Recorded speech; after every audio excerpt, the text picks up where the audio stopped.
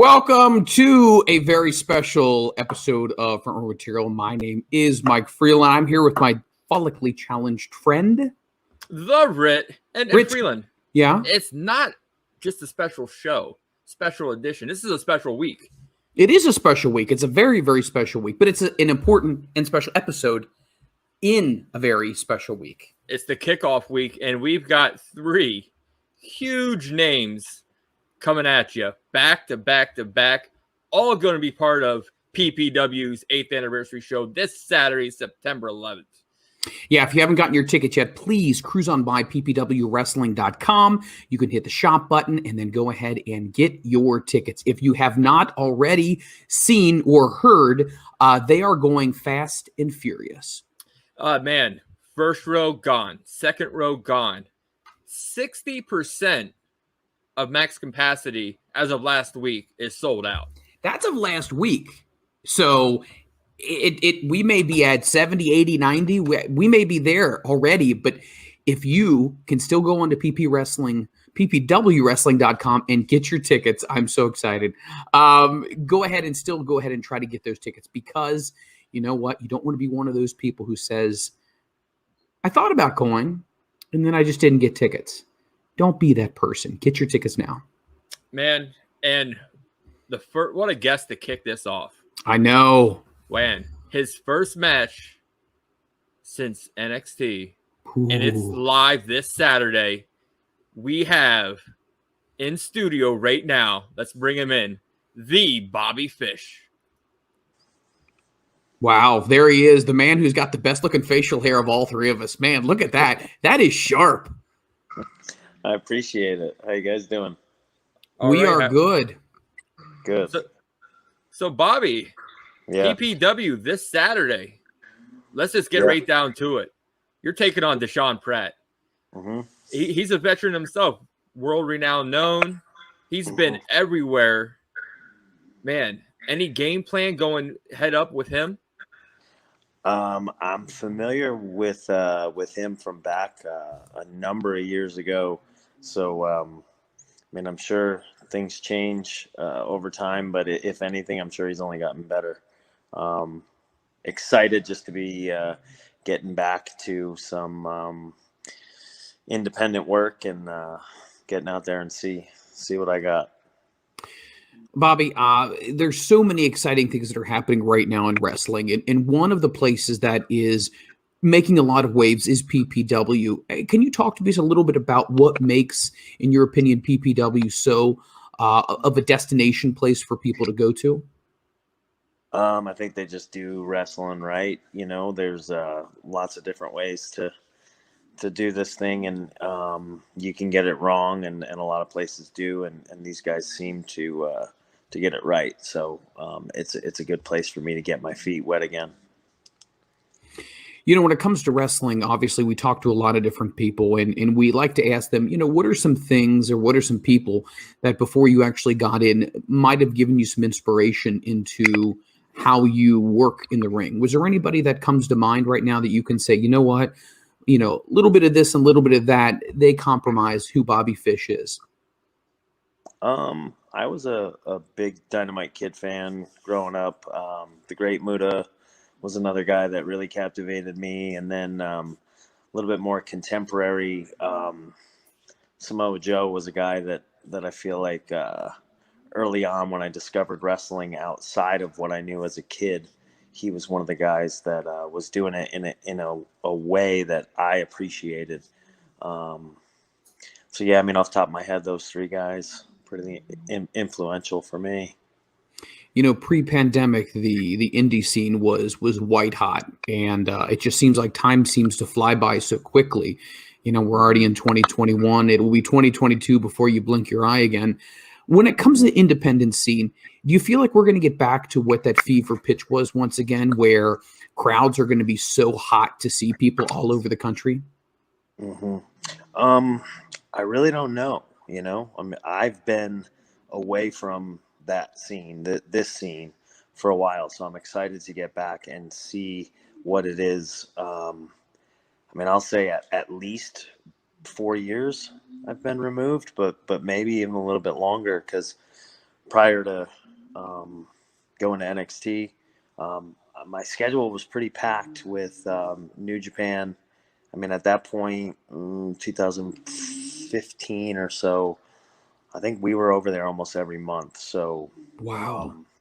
Independent wise, I don't know. It's kind of like going back to something new, if that makes any sense. Well, Bobby, one of the new slogans, I guess it is people are glad to be getting back to wrestling. Mm-hmm. Bobby, are you happy to be getting back to the wrestling scene on the indies and just go out there and do something you love? Yeah, I mean, I'm excited at the prospect of getting to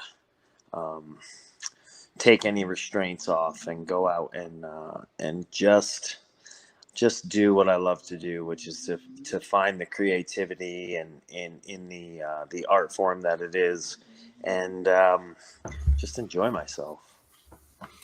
I think as wrestling fans, we all kind of watch and we keep up with things, and we know what we like and what we don't like. And I think sometimes we often get frustrated when it's not wrestling, when it becomes something else.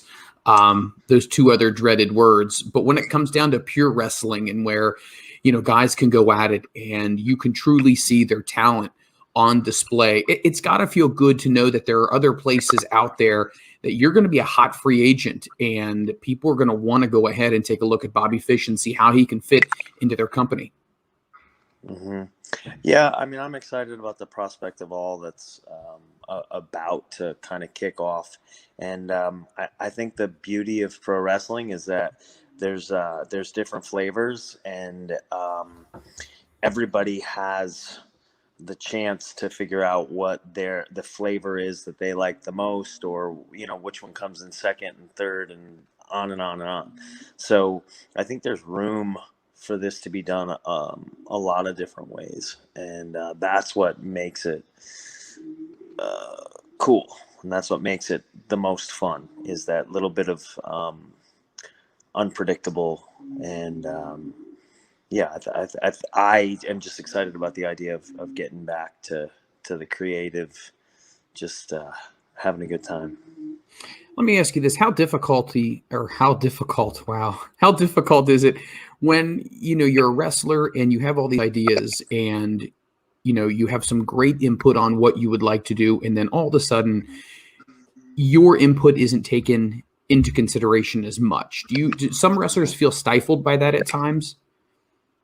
I think we all, like any other career, you grow within that career, and the Bobby Fish that operated in this world at 5 years in is not the same guy that operates in this world now. You grow with it, and I think you learn what the ebb and flow is of it, and how to survive in that culture. And then if you still enjoy that, then like, okay, this is for me and I love this. If not, I don't know, not everybody has the temperament for this. Not everybody can roll with the punches, so to speak, and some people can't handle being told what to do, or find their way in somebody else's scheme. So yeah, I mean, you just got to be open. Well, Bobby, I was at PPW and so was FRM Pod last month for Aerial Assault. The crowd was explosive. They were loud. They were into it from bell to bell. Mm-hmm. Bobby, are you going to be ready when you come through that curtain? First time on the indies in 5 years, Mm-hmm. coming through that curtain, and they're just explode when they announce Bobby Fish. Yeah, I mean, I think it's going to be awesome. I can't wait. It's with the pandemic and everything, crowds took a little bit of a hit, and we did some shows in less than ideal scenarios. So to get out there with the live crowd and to get that energy back from them, yeah, I mean, I can't wait. Well, Mr. Freeland's giving me that look, so Well. I know that where your mind is going, and that's the thing. I know where your mind is going, but I want to ask you, or I more so want to tell you something that what you were a part of for so many of us is probably one of the greatest factions in recent memory. I mean, what you guys did during that time really brought it back for all of us who were not sports entertainment fans, but for those of us who loved watching wrestling and we loved watching what you guys did. You all gave us hope, and we loved every single second of it. And I just want to say thank you for that, because man, that made me stand up and cheer again. So I can't wait to see what's next for Bobby Fish. Yeah, I mean, I'll say you're welcome, but that even feels kind of weird because we had such a good time doing what we were doing that, it's to think that that was our job and we were getting paid for it too, but it could be that much fun was pretty awesome. It was that damn good, though. I tell you what, my hat's off to you guys. You guys made wrestling must watch. And on my behalf, you guys actually made my son get back into wrestling. He loved. Okay. You still there, Ritt? Yeah. He said, okay. He sat there and loved the whole Undisputed Era thing, and just loved it. That's awesome. I appreciate that. I've got to ask the question that I ask everybody. I apologize ahead of time, Bobby. This is not the question that should be part of a professional interview, but we're going to let this fly, I guess. Hey, hot tub time machine, okay? You can go back in the time to any match in wrestling history. Okay. Take somebody out and put yourself in that match. What match is it? Huh. And we've had a wide variety of matches from, any of them. All right, let's I guess we'll go back to Savage and Steamboat. Ooh. Yeah, Mania. And we'll take Savage out and I'll put myself in there with Steamboat. Oh, we've had that answer, but we've always had the other way around, them taking Steamboat out. So I figured as much. Man, a Bobby Fish, Ricky Steamboat. Now that, my friend, would be pretty damn good. Yeah, that would be fun. It's so exciting to see that wrestling is so unpredictable right now, Bobby. We know that you may know some things that we don't know, but you know what? It's so neat, and we never know where people are going to show up. And we're so excited that you're going to be part of PPW. But you know what? We're going to keep our eyes glued to social media and keep our eyes glued to the TV, because you just never know. This is very true. Well, Bobby, you want to tell everybody where they can find you on social media? At the Bobby Fish on Twitter and Instagram. I will have my Pro Wrestling Tees store up as of the 9th of September. And that's where they can find me. We will continue to push that and push people in your direction. And if there's any chance we could bring you back again, that'd be a lot of fun. Okay. Yeah. Anytime. You guys let me know. Sounds good. Bobby, thank you so much. We look forward to seeing you on Saturday. Thanks, Bobby. Take care. See you Saturday. Yes, sir. Wow. Bobby Fish.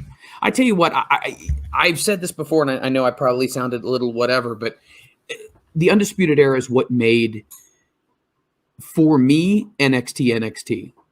I mean, when you talk about them, you talk about the Horsemen in the same category. You put any faction up against them, I dare you. I challenge you, because the talent that those guys had was unsurpassed. I mean, they would literally tire you out and embarrass you, and they'd make your tongue hang out, because they were just that talented. And see, everybody wants to say a faction is just a bunch of guys together. No. A faction is a cohesive unit. Yes. That works together for one cause. These guys were in every War Games, every male War Games in NXT, working together for the common goal, and they were dominant. Yeah. You had Bobby Fish, Adam Cole, baby. Kyle O'Reilly. Kyle and then O'Reilly. You had Roderick Strong. Yeah. And me personally, if you want to compare them to the Horsemen, Bobby Fish is definitely the Arn Anderson. Oh, absolutely. He's the enforcer. He's the one that holds it all together. And man, just that whole time, that brought NXT back for me. I enjoyed it when, Cesaro was there early. But man, it was getting a little shady there for a while. Then all of a sudden, you had the Undisputed Era, and that brought it back for me. That brought it back for my son. And man, my son cannot wait to meet Bobby Fish on Saturday. I can't wait to see PPW this Saturday. No, PPW is going to be great, you guys. Let me go ahead and just remind you, go to ppwwrestling.com. It is one of the easiest things to do. Their website is great. You go ahead and click the shop button at the top of the screen. Once you click that, you click buy tickets. You're able to put in how many you would like, put your credit card information in, and boom, you're done. Please make sure that you are not one of those people who miss out on one of the most incredible events that's happening in independent wrestling, brought to you by PPW. We're going to be going down the card, but there's so many amazing matches. But Ritt, it's not just the matches. What else is going to be happening on Saturday? First off, we're having a 3-hour seminar with Buddy Matthews, a.k.a. Buddy Murphy. Wow, a 3-hour seminar. Yes. That's incredible. That is from 12:30 to 3:30. A little hour break. And then, good God, Fan Fest, 4:30 to 7 o'clock. You get to go in and get all the autographs, the meet and greet, the merchandise. Where else are you going to see all these amazing people in one place? I'll tell you what, when I heard that they were going to do a big Fan Fest, and with all the names they have on this is a who's who. I mean, obviously with Bobby Fish, Deshaun Pratt, formerly known as Buddy Murphy, Ace Austin, Casey Navarro, Rachel Ellering, Rachel Ellering, Mercedes Martinez, yes, Noah Kekoa. We want to sit there and talk about Moose. Alpha Jr. is going to be there. It never stops. It is just one huge name after another. And remember this, you guys, because that forbidden door has been blown wide open now. At any point in time, any of these people could be walking through that door. And I think that's incredibly exciting to be a wrestling fan right now. And, PPW makes sure they put together some of the best shows. And the whole goal of their show is for you, the fan. Hey, that is why I think PPW and us, FRM Pod, Future Stars Now, work so well together, because our goal is to put together the best show, the best interview for you guys. So we're excited about this. We're going to be doing, we're calling it the Wrestling Red Carpet. It's going to be everything. The Ritt's going to be there. Kate Hensler from Fightful is going to be there. They're going to be getting interviews with all the stars all throughout. We're going to have live camera shots of not only people at FanFest, but leading up to the big event itself. Bell time, we're going to get to talk to people as they're walking in the door. And then for the rest of you, I'll be here in the studio. We're going to be running down the card all for you. And that's going to be here on this very Twitch channel. And this is not the only promotion we're working with. We got the phone ringing right now. There's other promotions that we may be starting to do some wrestling red carpets with as well. So stay tuned for more information. Yeah, man. Just the card. WrestleMania-esque. If you want to talk indies of WrestleManias, this has got to be close to the top. I mean, for all the names that they have right now, it's a huge card. I mean, if you had half of what this card was, it would be amazing. But it's not just half; it's everything. I mean, from having MLW, Impact Wrestling stars, stars from all over the world right now. It's neat to see all these different promotions and these stars from different promotions come together. I mean, Ace Austin is a huge star, and also he works with AAW as well, our friends up in Chicago. Great guy. Casey Navarro, who is not only one of the most talented guys in wrestling right now, who I'm sure he is going to 100% be on national TV very, very soon. Then you got, obviously, Facade, which is one of my favorites as well. The Neon Ninja. Yes, I love this gimmick right here. I am so excited to see him. Um, and as we said before, Deshaun Pratt. I mean, Deshaun Pratt is one of those people that is going to be on everyone, if he isn't already, on everyone's radar. He is a big deal. Rachel Ellerling is a big deal. Mercedes is a big deal. Casey Lennox. Casey Lennox is huge. Yeah, no, Another Impact star that they just signed for a 6-woman tag match. Casey Lennox, Danny Moe, Adina Steele taking on Impact's Gia Miller, Valerie Vernon, and JC Storm. I love that. I love that. That's going to be such a great. They're going to tear the house down with that one. 6-person tags are great matches. Love them. You got Sambo Show, which is a really, really great tag team, but they're going to be defending the titles against Project Mayhem. And I'm a big Project Mayhem fan. Well, Project Mayhem. Should we give them a little taste of what the card is for this week? I think we should. Tonight, you just seen former NXT star Bobby Fish. Coming soon, hour 8, we've got the Alpha Jr. 8 o'clock, Alpha Jr.? Yes. Wow. What else we got tonight? 9 o'clock, we got former NXT star Noah Kekoa. Oh my gosh. The names just keep coming, don't they? That's tonight. Tomorrow, we've got, speaking of him, Deshaun Pratt. 8 o'clock. Future Stars Now. Man. Then we're got to take a little break from PPW, and we're going to sit there and not the name drop. We got High End from AEW Dark, from AAW. Should be here with us at 9 o'clock. She'll be live. Wednesday, we've got Project Mayhem. Ooh, I love Project Mayhem. We've got the No Limits Champion, Rembrandt, with Cosmic. And Cosmic? Yes. Little magic on Wednesday. Thursday, we've got the JC Storm and Mercedes Martinez. And then Friday. Oh, we got a whole nother day. I gotta catch my breath.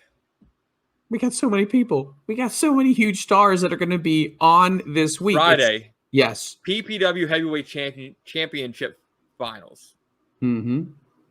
The closer, Joey Martinez, with Love Mr. Ruda, taking on Bro Keller. Mr. Keller, Bro Keller, whatever you would like to refer to him as. We just gave you a week lineup of everything that's going to be happening on this Twitch channel. So every night this week, you can tune in to this channel and you're going to be seeing in-depth interviews with the stars that are going to be headlining this big event happening at PPW. It is their 8th anniversary show, you guys. It is the biggest of the biggest. If you are in the area and you can't get tickets, well, guess what? I guess you're kind of out of luck. But you can always watch the pre-show here with us. It's going to be Kate Hensler from Fightful, my good friend right here, the Ritt, and myself holding it down here in the studio, not only going over the card, not only going over match by match, breaking things down, but we're going to be talking to the men and women of the show as they enter and exit the locker room. We're going to be getting their comments right before they go out to the ring. But that's not all.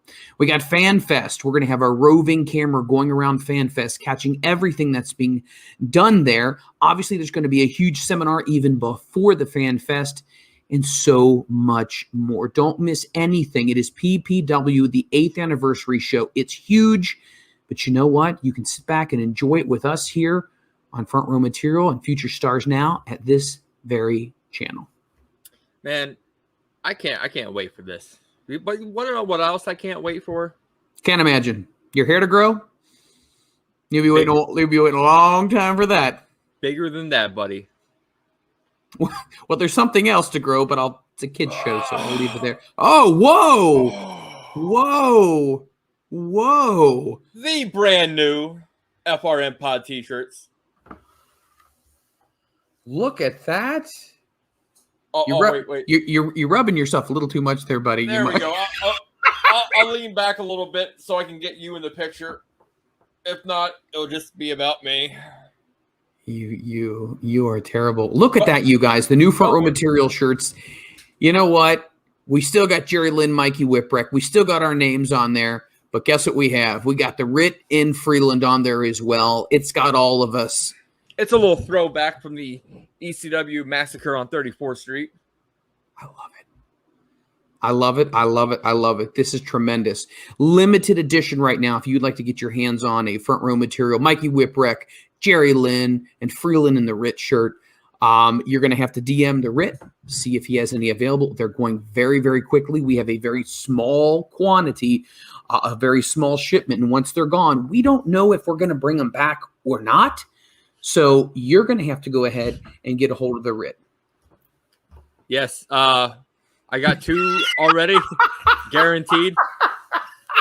Our good friend up north, the Butt, is going to have his about 3 months. You know what here's what I love about the Butt. Here's what I love about the Butt. He keeps it real. And the other thing that I love about him was the man is a dedicated wrestling fan. He spent, I think, including, well, his wife's probably not going to be happy if she hears this, but including duty, I think the man spent like $75 on a Sean Spears shirt just to support his fellow Canadian. But we're not charging you $75 for our shirts, are we? No. If you live in the United States of America, it is a cool $20. $20. If you live up north and our good friends, Canada, $30. Why do you have to give that look when you say our good friends up north? Hey. Oh. But hey. No, all for real. I want to throw a shout out to Maverick Screen Printing out there in Arizona. Google them. They're on Facebook. They're on Yelp. They are the ones that made these shirts. I ordered them Sunday. Not this Sunday, last Sunday. They were done Monday, and I got them today. I was just about to say, if you said, I'm glad you clarified that, because if you would have said, ordered them yesterday, they're here today, that would be incredible. That's better than Jimmy John's. But no, that's a short turnaround. It's a really short turnaround. I gave it to him Sunday, the design, half payment up front. He got a hold of me on Monday and said, hey, they're done. They're shipped on their way. That's awesome. And then I paid the second half. That, man, amazing job at Maverick Screen Printing. Yes. I got to give a shout out to my good friend Boog for hooking us up. And any independent wrestler that wants great shirt. I'm talking like, okay, I was telling Freeland before the show, like Pro Wrestling Tees, where we originally sell our shirts at. Yes. I got one. It was a good shirt. The quality was good. Not like that iron-on one that you keep giving me shit for. That's the first original FRM shirt. Continue. But when I put this shirt on and looked at it and felt it on me, it is better quality and a better made t-shirt than the ones you get at Pro Wrestling Tees. Basically, you just shit on Pro Wrestling Tees. You realize that? Well, no. Hey, this guy here, small business, right. A little mom and pop shop, but he's got quality work.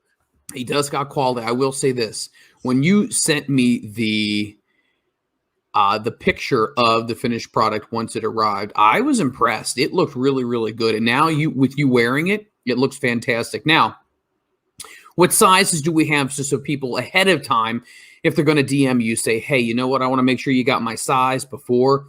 We've got large, extra large, and the slim 2X. Oh, I like that. But we don't have any 3, 4, or Beardo size, do we? No. If you really want a shirt in that size, you're going to have to throw me a little DM. Yes. Throw me a little shout out on Twitch. That is _the_Ritt with 2 T's. Jesus, and tell me when we do our next order, I'll get one special ordered for you. Like that. You're a man of the people. You realize that?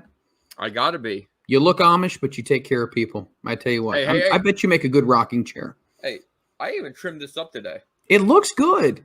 I trimmed down, to make it a little fuller. So wait a minute, hold on. Let me ask you this question about your beard before we got to get on to our next interview. How long do you allow that to grow? Are you going to ZZ top that thing? Like, how far are you going to let that go down? It all depends. It all depends. It all depends on me. I picked up a pack of those the other day. They are quality. I'm telling you, in the heat, you just never know how close you are. All right, speaking of close, we are close right now to an interview with a huge wrestling superstar. He is part of a huge dynasty, if you will. This man sits at the head of our table. He is one and only Mr. Offa Jr. We are so excited. Hey, what's going on, guys? It is so good to see you. Oh, man, they messed up my name. Hold on. I was trying to text you that earlier. Boom. It is so good to see you. How's life treating you? How's your evening going? Life's pretty good, man. Evening's going good. You know, pretty uneventful. So we're doing good things. We're doing good, though. Well, we've been talking about the big, huge event that's going to be coming up on Saturday. It's the 8th anniversary show. It is PPW Wrestling. There's so many big names, so many stars, so many great matches that are happening. Tell us a little bit about what you're excited most about this big event of this 8th anniversary show. Man, I'm just excited to be a part of such a big event. You know, it's been a while with COVID and everything like that since I've been able to get in the ring and mix it up with the stars. You know what I mean? Like a lot of time in the indies, you don't really wrestle, you know, quality opponents. But so it's been very nice. It's been a pleasure to get in the ring and mix it up with top quality opponents. You know, when it comes to wrestling, obviously the landscape has changed. So many people are going here, they're going there, they're appearing at different places at different times. Do you feel like now is one of the best times in a long time to be in wrestling? Oh, it's the best time to be in wrestling right now. You know, the landscape of the game is changing. You know, there's a lot of exciting things happening on both TV brands, you know, and Impact too. And it's exciting to be, you know, good at wrestling at this point. Well, you have yourself a huge match coming up. We got Big Cass, Cass XL, who is going to be stepping in the ring with you. What are your thoughts? Have you ever got a chance to work with him before? Because I think this is going to be a battle of the Titans. No, this is a first time ever match. I've never even trained with the guy. So it'll be interesting to see how our styles, you know, mix. So yeah, it's definitely going to be Clash of the Titans. You know, he's 7 foot tall, but you know, he's not the first big guy I've been in the ring with, so I'll be able to handle mine. Hey, meanness is real, and you can't teach that. So when it comes to not only with PPW and wrestling on the indies, but when it comes to like the fans themselves, what would you say is the most enjoyable aspect about when you get to interact with the fans? That has to be one of the most rewarding parts about what you do for a living.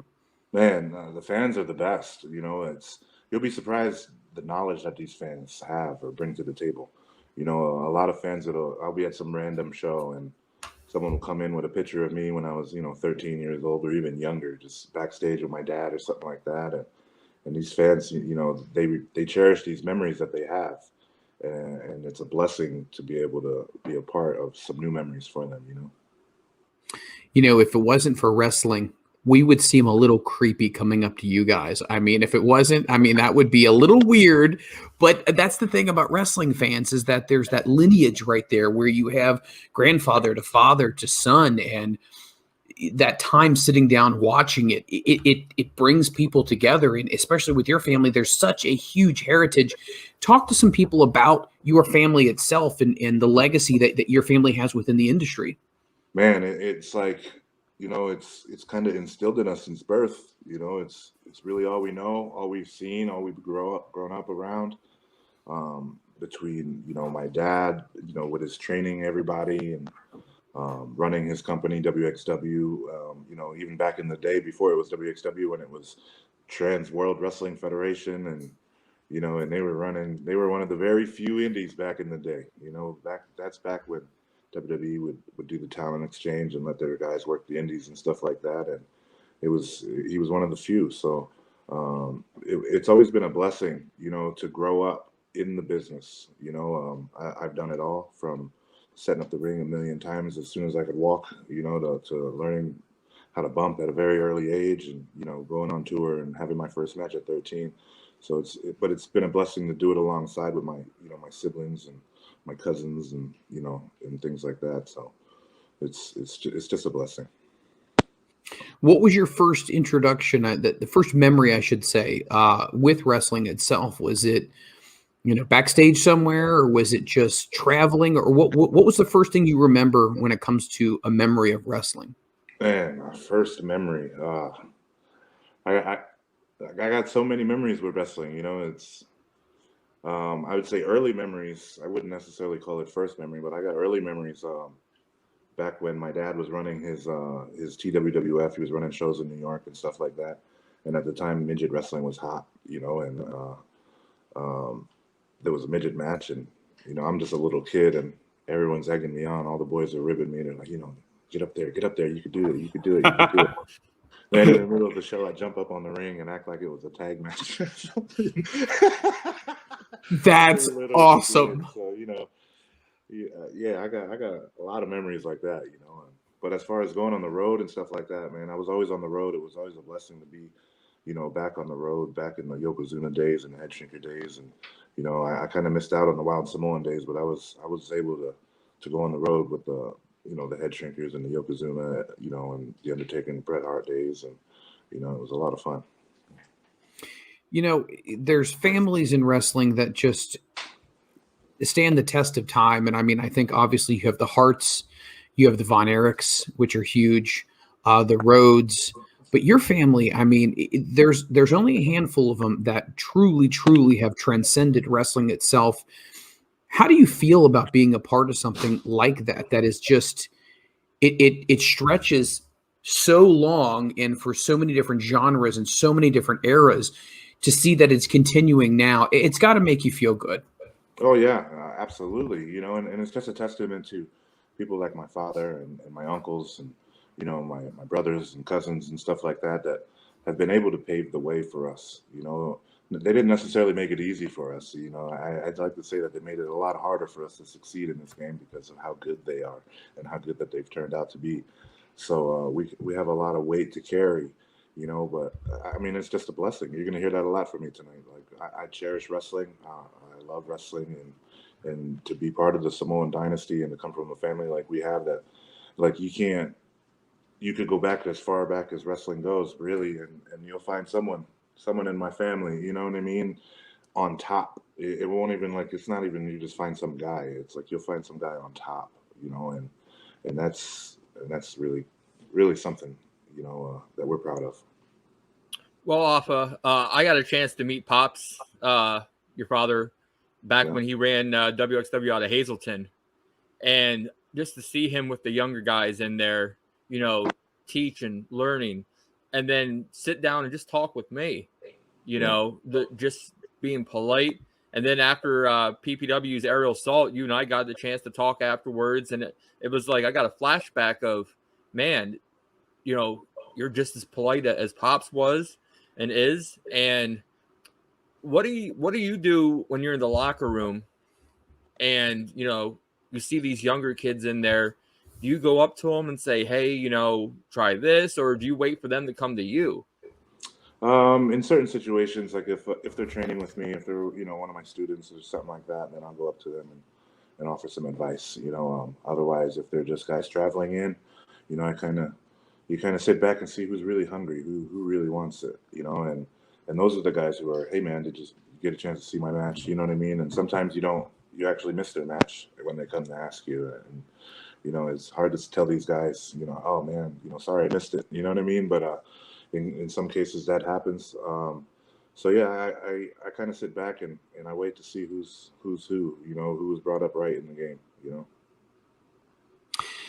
Let me ask you this question. I mean, because it's funny when we talk to wrestlers about their training. I mean, yours started in diapers, so I mean, it's really hard to say when it started, and it just kind of continued and evolved.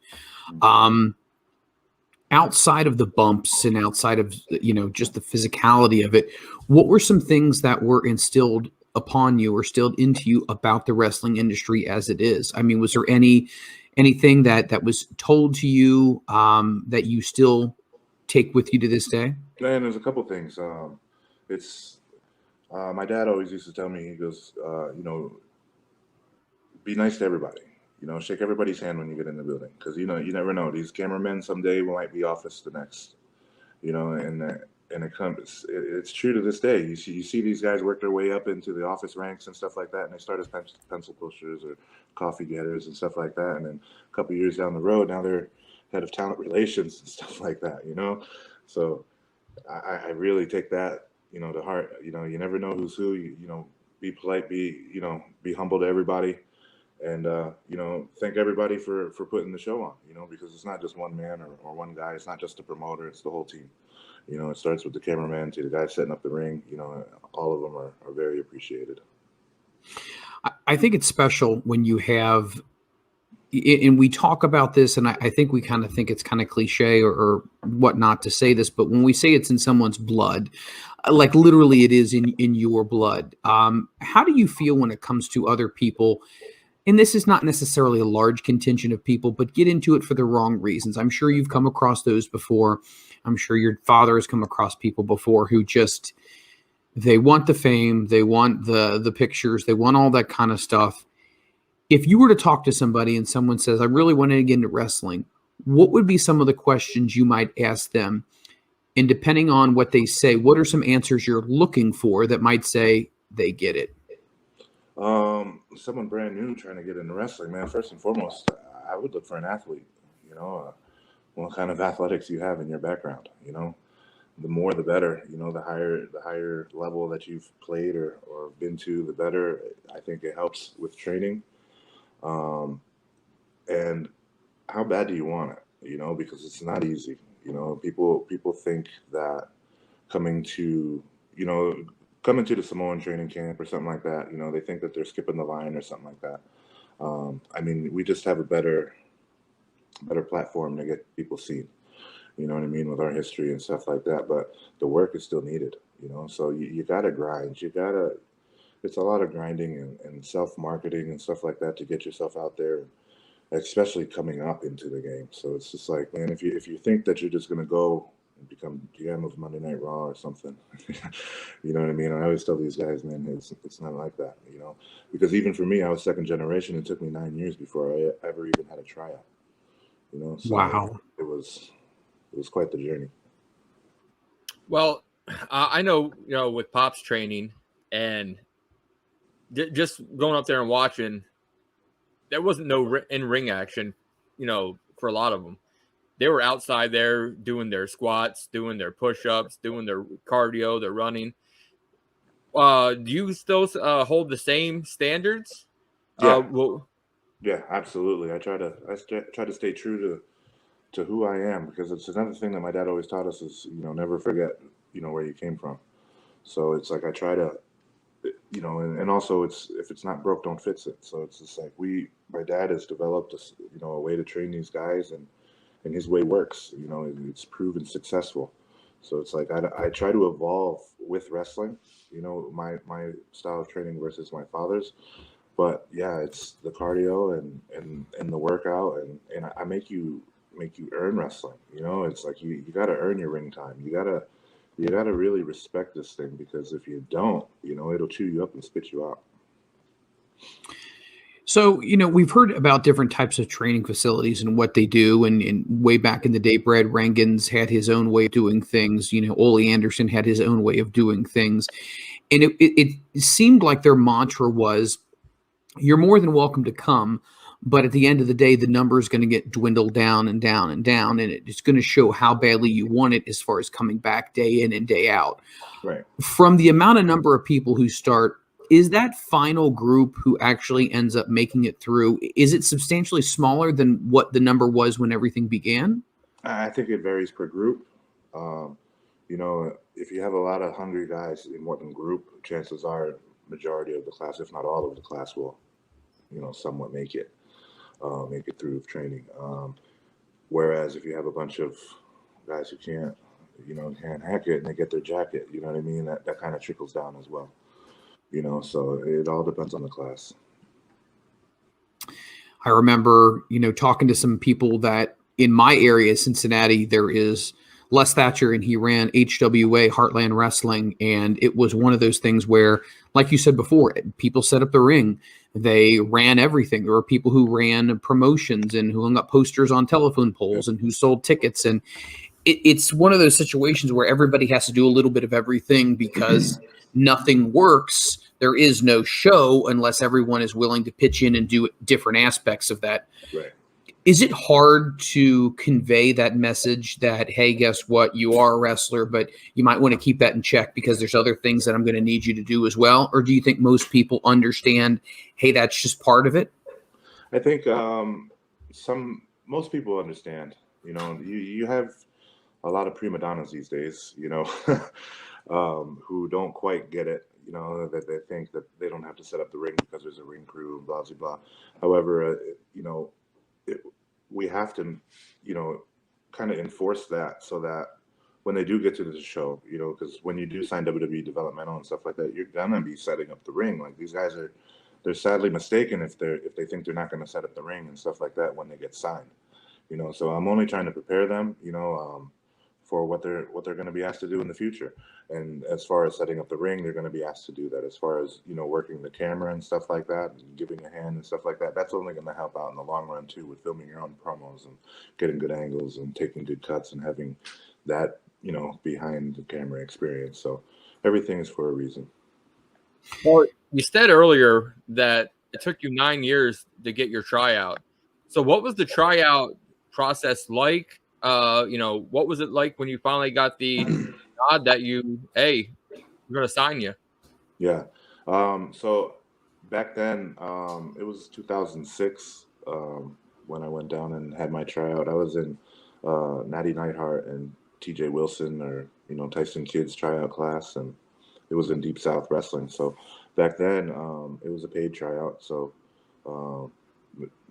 they took care of me to go down, took care of my travel and stuff like that for the week. So I was down there for the week, and they put me through their camp. And they killed us. It was Bill DeMont's camp at the time. It was Bill DeMont and Dave Taylor. They had split classes, and it was Jody Hamilton. He ran, Deep South. And they had a lot of talent there. Jack Swagger was there, Kofi. But man, there's a lot of guys there. Heath Slater, Fandango was down there. Who else? Gallows. You know what I mean? There was a lot of guys. Brodus Clay. There was a lot of guys that very early in their career that was down there. So so I ended up going down there to Deep South, and I had a blast down there in Deep South, man. But the tryout itself, it was brutal. It killed me. And it was doing all kinds of squats and running and drills and drills and drills and drills, and you were blown up, gassed, legs, noodled, spaghetti legs, before you ever touched the ring. You know what I mean? And I was just like, man, I was like, I'm glad my dad isn't the only one who trained like this. So I was somewhat prepared, but man, they really turned it up. You know what I mean? It's like everything that you would expect. Like I was a Division I football player, so it would kind of be everything that you would expect from an NFL camp. You know what I mean? Like they really had their program together. Wow. Was there Brian Myers and Matt Cardona down there at the same time as well? Yeah. Okay. Because I believe I heard a story about, did everybody stay in like an apartment complex down there as well? Okay. Yeah. Yep. Everybody, for the most part, it was like split. It was split up. Most of us stayed in one apartment complex, and then the others stayed in another apartment complex. But it was like college. It was you always running into everybody, and it was a blast. Like I had a great time in developmental, more so in Tampa than Atlanta. Any fun stories about that specific thing in Atlanta? Any funny stories about either going out to eat or hanging out with each other? Any funny, little goofy things that have happened? And my time in Atlanta was pretty brief. Like I was only down there for like 2 or 3 months before they shut it down. But, they came in and they shut it down, and They literally pulled up with the Office Johnny Ace and everybody. They pulled up with the truck and everything. They sat the whole locker room down, and they told us that hey, we're shutting it down and we're taking all of our stuff. So then we started. It was like a movie, man. They pulled all the big banners and everything off of the walls, and they all hit, and we were told to don't come back. Like, this is the last time that you guys are coming to this building. So get everything now, and then we'll move into Tampa. And we'll be in touch. So then we basically had 2 weeks to move to Tampa. And then when we got down there, it was just like, man, we didn't have a facility, nothing. It was just, we were waiting on standby, and then they finally started finding places for us to train. Like at first we were training at like a batting cage place, like a multi-sport place. So there's little kids hitting baseballs and stuff while we're training, And then from there we ended up going into like a Publix warehouse. It was hot as hell in Tampa, Florida, man. We were training in there with Dr. Tom and everything like that. And that's when Sheamus and the Bella Twins and all that group started coming in, and it was crazy. It was like college. It was like college all over again because I went to UConn, and UConn was a great time. Being a Division I football player on scholarship and just living that life, and that lifestyle in college was an amazing time. And it was like doing college all over again when I got down to Tampa. It was a great time. So you're in Tampa now. You guys have moved from Georgia, and so you're in Tampa now. All right, no BS here. Who could bench the best? Out of that class? Out of that class. Man, strong guys in that class. I mean, Brodus was always really strong. Bench press, man, I don't know. There wasn't really too many like powerlifter guys out of that class. And my bench isn't very best. If you would have said who had the best deadlift, I'd definitely say me. But bench press, man, I'd say it was one of the big guys, probably like a Sheamus or a Brodus or someone like that. Wow. When it came, you're training, you're in Florida. Obviously, you're having a good time. Tampa's a beautiful area. I know Tampa, St. Pete, Clearwater very, very well. Spent a lot of time down there. That seems to be a wrestling hub for a lot of guys, current and former. And with your family being in it, you know a lot of the guys from the 80s, the 90s. They're always down there. Mm-hmm. Did you ever get any advice when you were hanging down there from some of the older guys, from the original 80s and 90s guys who would come across you and say, "Hey, how's it going in the warehouse?" I mean, you always get advice when these guys come in. When these guys, all the old timers, they would come over and they'd always drop knowledge on us. As far as stuff that really sticks out, it was just like, man, if it wasn't really like somewhere to go eat or something like that, you know what I mean? Like that's really what stood out to me, because it was just like there were so many old timers coming in. There was so many legends and stuff coming in to drop knowledge, and it was just like we were absorbing it from all angles, and like when you have coaches like Dusty Rhodes and Tom Pritchard and Norman Smiley and Billy Kidman and all these guys and Steve Kern and like the knowledge is, and then they have all the guys that are coming in too, like Dee Malenko, Arn Anderson, and Ricky, and Ricky Steamboat, and all these other guys, and Barry Windham, and everybody coming in. Man, it's like the knowledge is like you have no choice but to learn wrestling. Like if you don't love wrestling when you're down there in developmental, man, like it's just not for you. Now, when you're in developmental, is there much free time? Meaning, did some of you guys, did you bounce? Did you do anything as far as work, or was it one of those deals where, hey, this is your main gig and that's basically it? When you're not doing this, go home, rest, Yeah, no.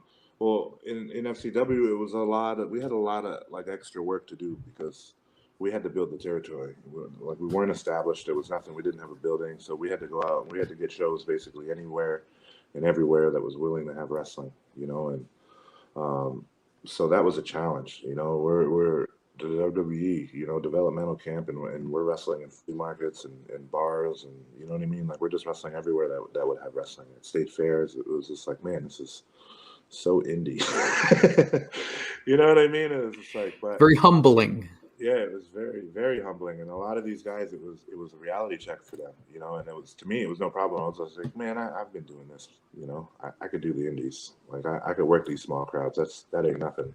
Because when you get in there and then, you know, from the WWE training is more studio based, you know, and they train the WWE style, and they have the studio crowd that comes in every week. It's not a studio crowd, but you know, it's the regulars that come in every week, you know, $5-10 admissions, whatever, just to get a crowd, just to perform in front of a crowd. Where now is when you're hitting the road and you got to build the towns, you know, with good matches and good talent and stuff like that. And it's a little more challenging for these guys, and that was something that they weren't used to. You know, they're just used to Georgia style wrestling. They, you know, and but wrestling is different everywhere you go. Every city, every state, you know what I mean? Like it's different everywhere you go. So not the Georgia style didn't really get over in Florida like they wanted it to. You know what I mean? So it was just like all these guys were in panic mode. And then there was a couple guys like me and Eric Perez was pretty good, you know, out of the developmental, and Bradley J out of Chicago and stuff like that. There was a couple of us that knew what to do. We knew how to raise the game on the shows and stuff like that, and we knew how to stand out, you know, and that's why a lot of us, you know, that's why we all flew up to the show so fast. You know what I mean? It was just like we knew how to show out. We knew how to work any environment, you know, big show, small show, big arena, small arena, you know, bar with 30 people, or you know, Jewish community center with 500 people. It didn't matter. Like certain guys knew how to really carry the load on the, you know, to carry the show load. And that was awesome to be able to go in there and basically pick your match with, oh, who do you want to work tonight? Give me Slater, give me TJ, give me one of these guys that could go with you, you know, and really burn it down. And I was privileged enough to end up being the FCW champion. I was the second ever FCW champion. Harry Smith was the first. I was second, and yeah, I had a good run. So I love the way you said, you know, depending on where you are in the country, there's different styles that you're going to work, and what's going to work in this part of the country may not necessarily work in this part. Right. I remember hearing an interview, I believe it was either with Jim Cornette, or somebody said, in the South, it's a little bit different. Things are a little bit slower. It's not that fast paced. It's not the whole gaga stuff. It's very much, they want to feel like you're one of them, right? And not so much glitz and glamour and all that kind of stuff. So when it comes to determining how you're going to present yourself, when you first go out there for matches, walk me through that process. How did you determine? I mean, obviously, you're a monster. I mean that in a good way, but like you're just this intimidating presence. How do you determine, okay, this is the way I want to present myself to the audience. This is the way I want to dress. This is the way I want to talk. Was it heavily based upon what you wanted, or was it kind of a give and take between the people at FCW? As far as appearance goes, it was pretty much what I wanted to do. You know, I didn't really change appearance too much based on you know, crowd reaction or where we are, you know, geographically. I would change my style of work, you know, and that the moves and stuff like that would work in the Georgia, the Deep South, you know, territory. It was very simple, you know. Those people, they would be happy with just a hip toss and an arm drag and drop kick, you know what I mean? It was very simple for that. Kids love it, you know. It's more of a family show there. Whereas in Tampa was like a hybrid. It was a weird place because you think Tampa, we're in the South, you think it's going to be traditional, you know, down South wrestling, and it wasn't. It reminded me more of a Northeast style crowd, you know, because you have people from all over. So it was a little challenging for these guys, but you know, eventually we cracked it, and once we started showing out like you know, like we would in Philadelphia, and wrestle more of that Philadelphia style, that's when we really started to draw and you know, do good business in Tampa. Would you say you were always a fairly confident person with your abilities and where you were when it came to after your training and you started having matches, or is confidence something that can only come with time and just with, you know, just match after match? Or do you feel like, hey, I came out, I felt confident in who I was from the word go? Very early, I'd say those first 9, like I wasn't very confident, you know, like I was blessed to be, you know, featured in ESPN the magazine and WWE magazine and stuff like that very early on in my career. But as far as the confidence goes, man, I was as shy as anyone ever could be, you know, and that didn't come really until we moved to Tampa. Like when I signed and had my tryout at WWE, man, they they know wrestling so good. They make someone like me who's born into wrestling, like I know wrestling, but like the back of my hand. But they make someone like me question, do I really know wrestling? Like, like I think I know wrestling. Like they really know their stuff. So I don't know, man. You seem very, very humble when it comes to things. And obviously that has a lot to do with your upbringing. And I have a tremendous amount of respect for that, because I feel like humility nowadays, not only in wrestling, but really in just in life in general, it seems to be dwindling and dwindling. And the respect for just your everyday neighbor, man, it's just not there. But I think that when you're raised a certain way to, handle yourself, conduct yourself a certain way. So that kind of leads me to this, the whole locker room thing. Handshake everybody, or do you shut your mouth and sit down? Because there's different people who say different things. Obviously, with your heritage and everything, your family, what is the thing to do? Like if you had trained me and I'm in new, do you say, Mike, shut your mouth, sit down, don't say anything? Or do I introduce myself to everybody? Man, you go shake your hands. You got to shake your hands. You got to start off with the handshake. Because if you just sit there and you're the sneaky quiet guy in the corner, nobody likes that. But yeah, get off your ass and go shake everybody's hand and introduce yourself, and then go sit down and be quiet. You know what I mean? It's kind of one of those things. It's like we're always trained, eyes and ears open, mouth shut. And that stays true to this day. So go in there, shake your hands. Be coachable, and be easy to work with. You know what I mean? It's easy to get an ego in this business and become a self-mark because you get a pop here and there, or you get a little bit of steam on the internet. You know what I mean? It's very easy to lose who you are and what made you. And I try not to do that. I try to stay true to who I am. I try to stay true to the fans. You know what I mean? Because I try to talk to all the fans. I try to answer as many inboxes as I can. Sometimes I sound like a robot a lot of the times, but I mean, I'm actually doing it though. You know what I mean? So it's just a blessing. I think it's sometimes we see, with nepotism and people think that, just because you're born into something, that's the reason that person succeeded. They're discrediting the fact that in most cases, and I've learned this from my dad in corporate America, it's even harder for people who are born into the industry, who have a lineage and a family. It's more difficult because there's so much more pressure that is put on you as being just Mike Freland coming into train. Do you know what I mean? Because there are these preconceived notions and expectations that you have to not only handle your own business, but then you have to go above and beyond because that's what your predecessors have done. Yeah. Do you feel like in a lot of ways that people get the wrong perception when it comes to wrestling? Oh, such and such is related to this person, or such as, I tell you what, that's how they got the job. Yeah. It's definitely not the truth, is it?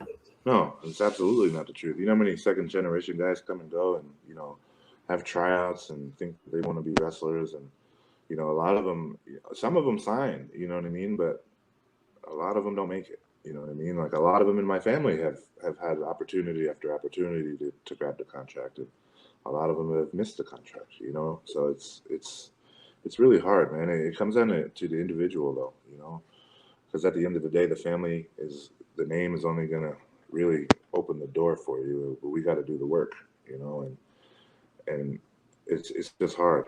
It's really hard to, like right now, hey, if I call WWE, wait, what's up? You know what I mean? Like right now with the storyline, yeah, I fit, but without the storyline, right?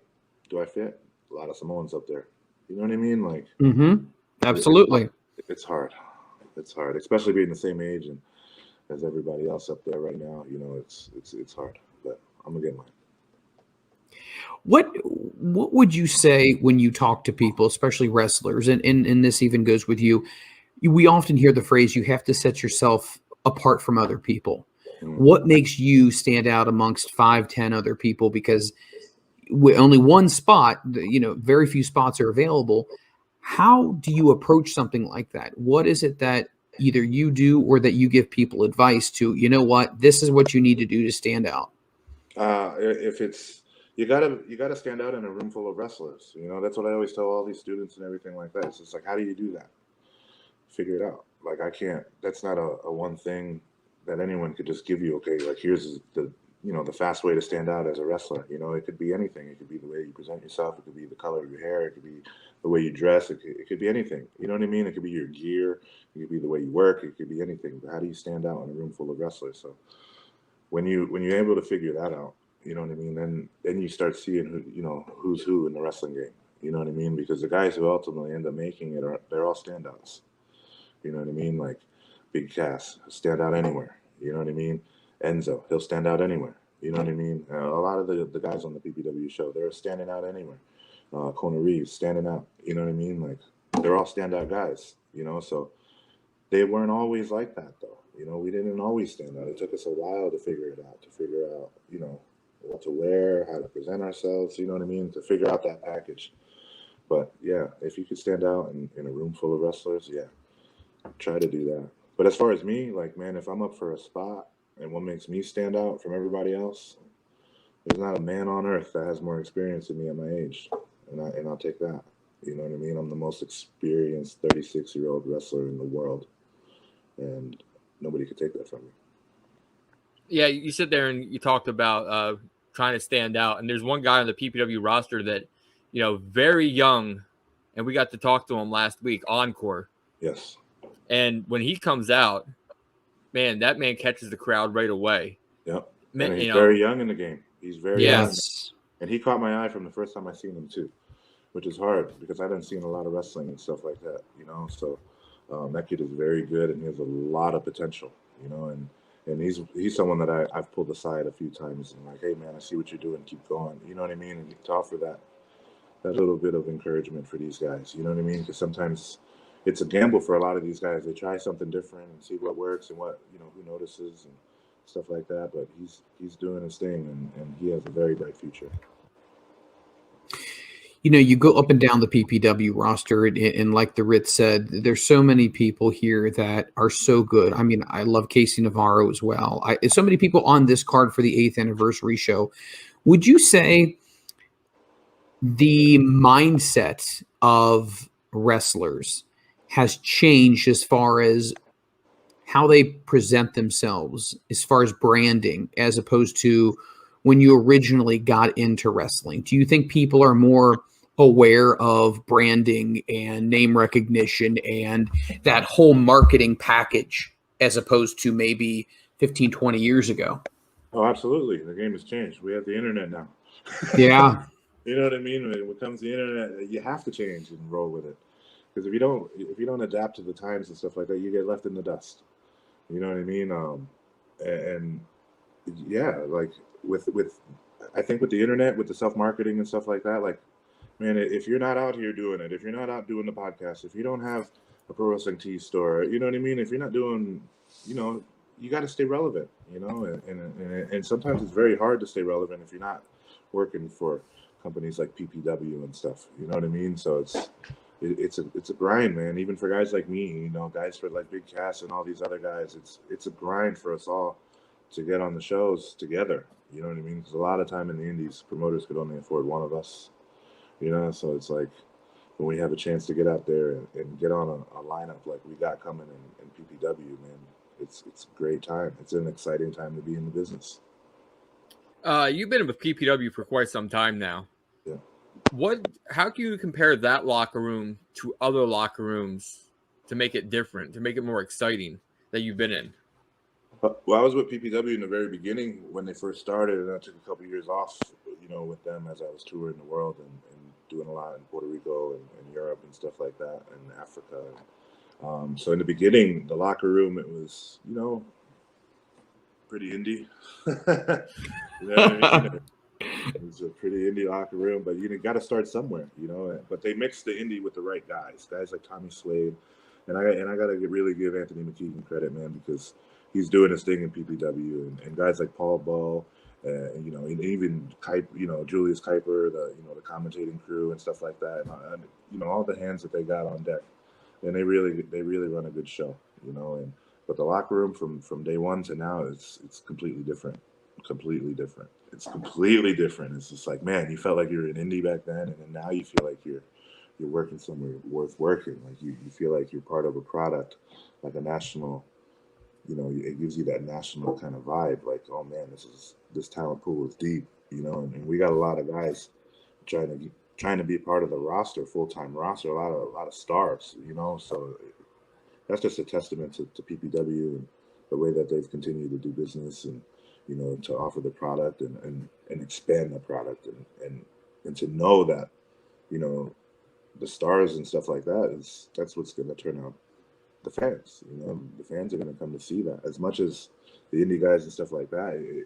I think it should just make them raise their game to be part of a show, to be on this roster. You know what I mean? Like, man, on court he fits in with everybody else. You know what I mean? Joey Martinez. You know what I mean? He's a star. You know what I mean? A lot of these guys are stars. You know what I mean? And they're going to catch their break. And PPW they set a lot of guys on their way. You know what I mean? So PPW is, to me, it's one of the top in the Northeast. It is the very top in Pennsylvania. And I'm proud to work there. Yeah, you sit there and talk about some of the great talent of PPW, and just going down the card. Like, if you look at it, it's like, man, it's not like you're seeing just big names versus big names. PPW, Paul and Anthony, they go in and switch things up. They want to accentuate the younger rising and mix them up with the older veterans to learn, to get their name out there. Last month you had what was it? Deshaun Pratt taking on Davey Richards. You know, Deshaun Pratt, he's been around for a while, but that's a different side of him. He's doing his thing right now. Deshaun Pratt is doing his thing. Another stand-up right now. He's one of those guys that just absolutely stands out in PPW. And I can't wait till we get to sit down and talk to him for night 2 of the red carpet. Yeah, he's a great talent, and I'm happy to see him, get the recognition, that he deserves, because he's a hell of a talent. Man, Mike Orlando is another one. Things didn't turn out like it was supposed to be last month at Aerial Assault. You're supposed to be you and Mike Orlando in a tag match. It ended up in a huge 8-man tag, and of course, you guys got your hands raised. But he's another big name guy right there that just loves working. He's going up against Moose, and up and down the, plenty of young talent. Yeah. And they are all thankful for guys like you, guys that come in like the Buddy Matthews, guys that come in. Another one's JT Dunn, plenty of experience. And these younger guys get to learn and, under you guys, ask for advice.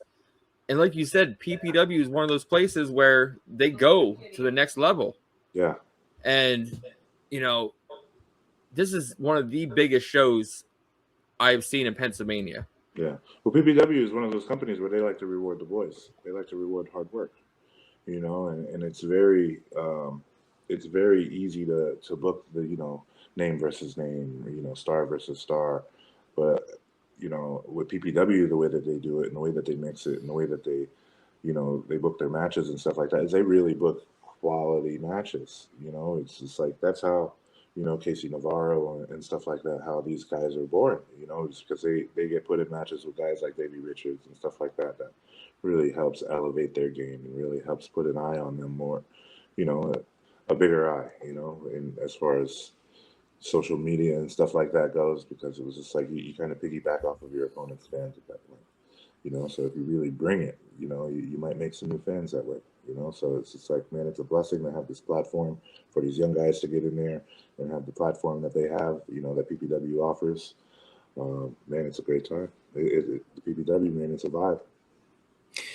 It's funny what you mentioned earlier, that it just kind of resonated with me. The difference between now versus maybe 20 years ago plus is that IWTV, a lot of wrestling promotions have contracts with them where they have their weekly shows or their pay-per-views, or a lot of promotions are working maybe with a fight. So it's a lot different. The independent scene has changed because obviously there's so many outlets now to be able to see shows live on Twitch. A lot of different promotions run their shows live on Twitch. So now people have access to not only going to a live show, but being able to see the weekly show with the storylines that lead up to it. it's so much different than what it was before, running a once a month show. And then obviously you hope people come back and you promote the next show, and you're able to continue this a little bit more. You're able to get a little bit more traction. You're able to get a little bit more following, and the wrestlers are able to interact with the spectators as well, whether it be social media or before or after the show. So you're right. The game has changed in so many different ways, but I think it's done it for the best or the better, because a lot of people now, you don't have to send out tapes. Everything is right here. Right. You know, you have a amazing match. Obviously, everybody's going to be talking about on social media. One click, they share it on Twitter, then it's on Facebook, then it goes viral, and then you get a phone call. Yeah. So I think that's the aspect of wrestling right now that I think is so great, is the interactive aspect of it right now. Do you know what I mean? Well, I think with the interactive aspect, it kind of makes it helps the boys. You know what I mean? It helps the guys a lot, because it's just like, you don't really have to take the time to get over everywhere with the power of the internet. You know, whereas like you didn't have to learn, you know, it's like you still have to learn the styles in every territory and stuff like that. But like you're walking in and people already know who you are. So it's not like a day one start over with every booking or every territory. You know what I mean? So you kind of, you bring with whatever you do, you know, you bring your YouTube, you bring your following, and you bring your reputation with you. So it's a blessing, you know, because back then, man, you had to tape trade, you had to make phone calls, man. It was hard. You know, if a promoter didn't call another promoter, chances are you weren't getting booked. You know, and you could show up and set up the ring and stuff like that, and man, it was really hard to get on back then. Nowadays, man, you just put up the right video with some fancy editing, you'll get someone's attention. We've talked to several wrestlers nowadays, and we asked the question, and we said, you know, be honest with us here. After you have a match, and whether it's on Fight or a pay-per-view or TV or whatever it may be, how soon are you looking at your phone to see if anybody tagged you or if anybody you're talking? What would you say is the over-under now about people heading to their phones when they get back to the locker room, or is that more on an individual basis? I think it's individual. You know, if you care, you should go right for it. You know what I mean? While it's fresh, you know, so you can learn from it. I always watch my matches like as fast as I could get them, and I watch them over and over again. You know, to learn what to do, what not to do, what could I have done better. You know, and study the stuff more so than like being a fanboy of myself. You know, I kind of see what works. You know, and why did I do that versus something else? You know what I mean? It's like I kind of watch my stuff and give it a film breakdown like I would anybody else. You know, with the sole purpose is to just improve. You know, so I'm at it as soon as I could get it. At the last show, I didn't, you know, with the camera crew and the camera guys and everything like that. I was just like, yo, before you tear it down, let me see the moonsault. I want to see the moonsault. Show me the moonsault. Let me see the moonsault. You know what I mean? Like, man, it's just as fast as it happens. It's like you want to see it. You mentioned before that the guys really are taken care of in PPW, and we've heard that from day one. And they've actually told us the most important thing to us is the boys and girls, the people on our roster. That is our 100% focus, and I think that's amazing coming from the owners, that their main focus is taking care of those who bring the house. Take me back in time a little bit, because another question we often like to ask people is paydays. In some places, when you first start off, you may get dinner afterwards, meaning whatever's left of the concession. Right. There's a reality to that as well. And being on the independent scene, it's not what everyone thinks it is. So kind of walk me through a little bit of what that's like and how difficult that can be when you're trying to really make a name for yourself in the very beginning, and you're realizing, how am I going to get gas? How am I going to do this or do that? Well, man, that's touchy. You know, here comes the controversy, because I like to see it. You know, the boys get paid. You know, when it comes to the paydays and stuff like that. However, they're not entitled to get paid. You know, at the end of the day, they're trying, you know, to get better, and they're trying.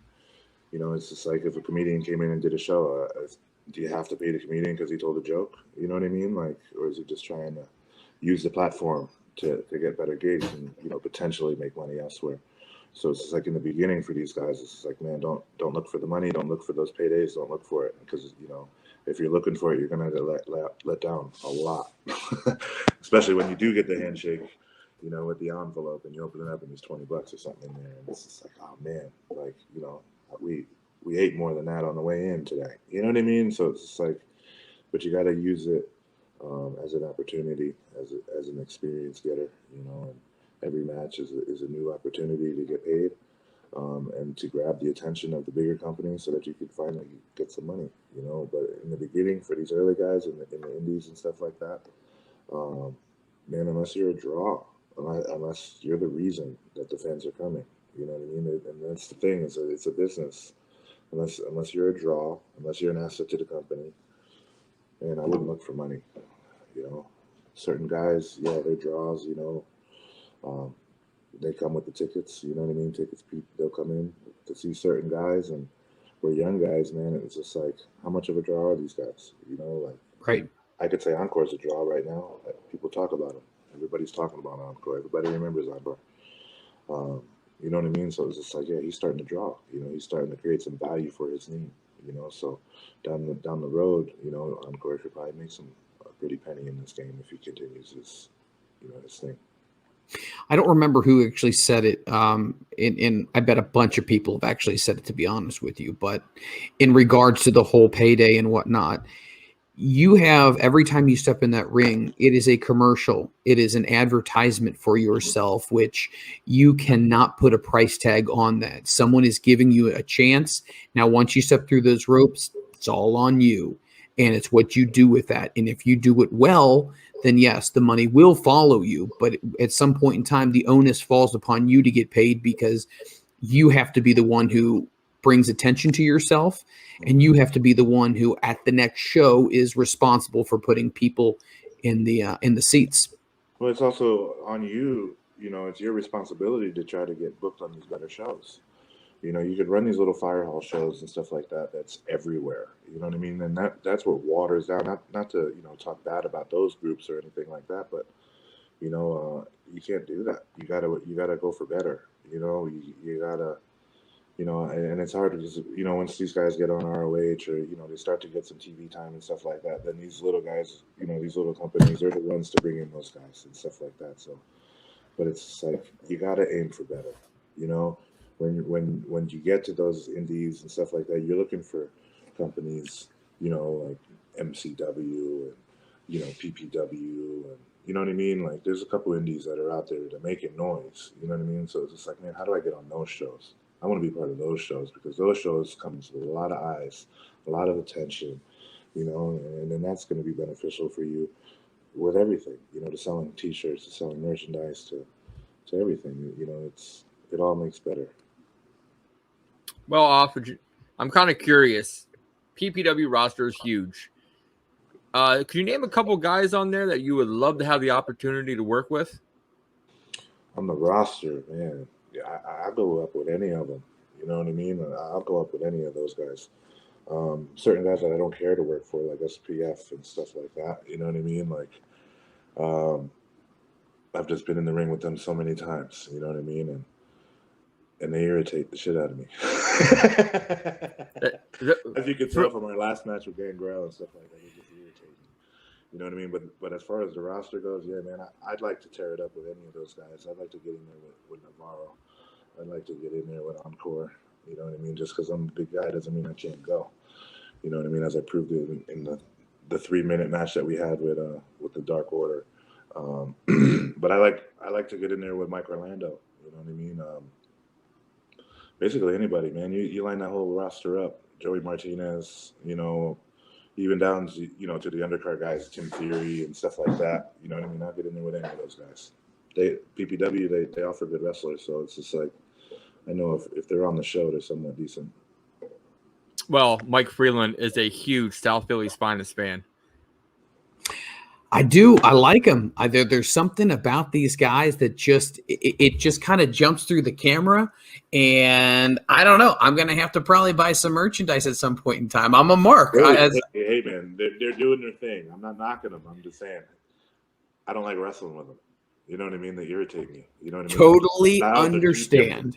You know what I mean? If I'm booking my match, I'm not booking me in South Philly's finals. I'm booking me and someone else. You know, Yeah. but I love those guys. You know, personally, as you know, in the back, and you know, those guys are great guys, and they market themselves well.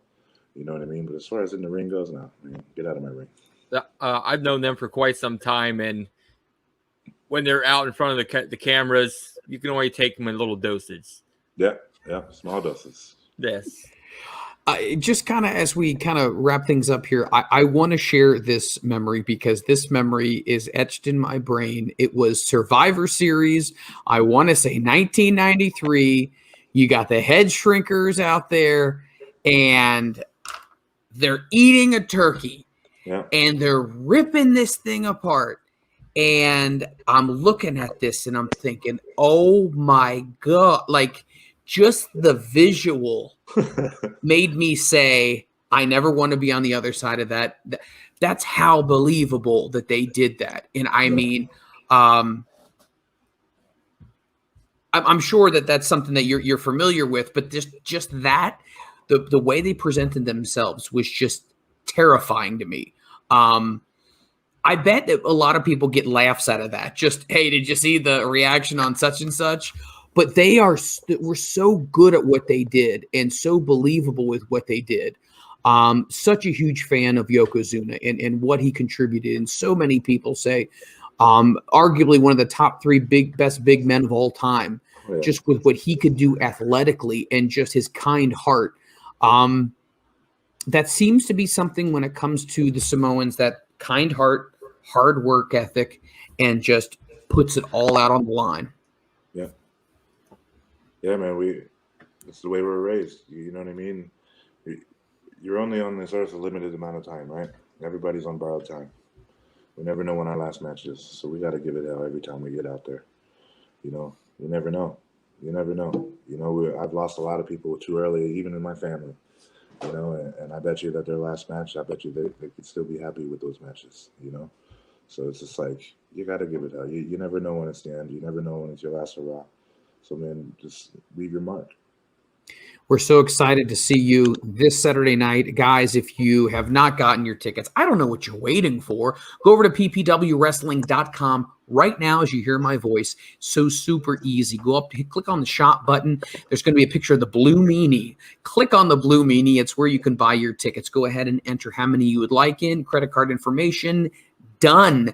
Don't be one of those people that says, oh, well, I'll get some at the door. There might not be any at the door. And the way things are headed right now, there won't be. So assume that everything is going to be gone. Get your tickets now, ppwwrestling.com. It's going to be September 11th, Saturday night. They got a big fan fest that's going to be happening. Fan fest, you get to meet the stars, get autographs, everything. It is going to be an incredible, incredible day. Yeah, absolutely. And we also have the seminar, too. We're having a seminar earlier in the day, you know, and a quick plug for the dojo, you know, the Battlefield Pro Wrestling Performance Center which is where PPW does their events, which is where I train my students. It is a state-of-the-art facility. I'm very proud of it. We train our guys very hard, you know, and they work very hard in there. But the facility itself is state-of-the-art. There's nothing like it in the entire country. We have a full gym. We have a full amateur wrestling room. We have MMA training, boxing training. We got world-class Olympic trainers in there. It really has everything that you could need as far as the performance level goes.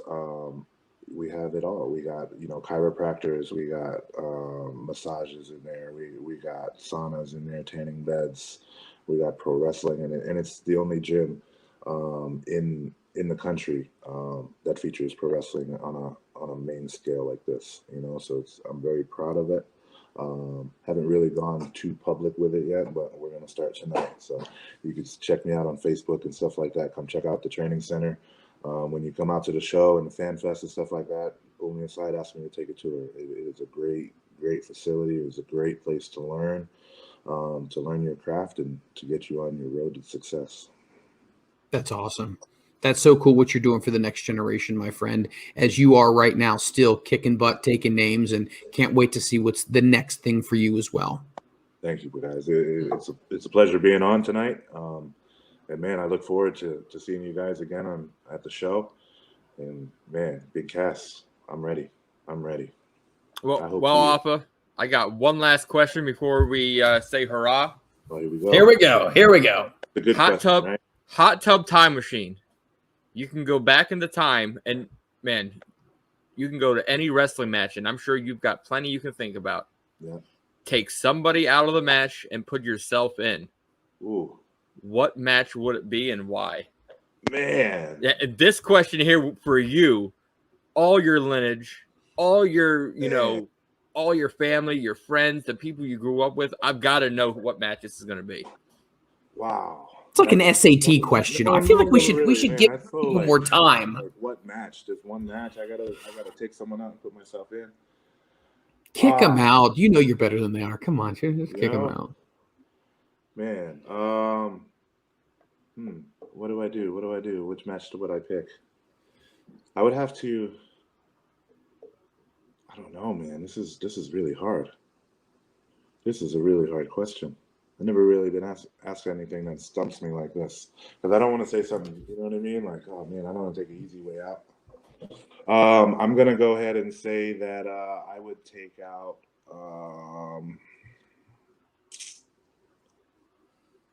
Who would I take out?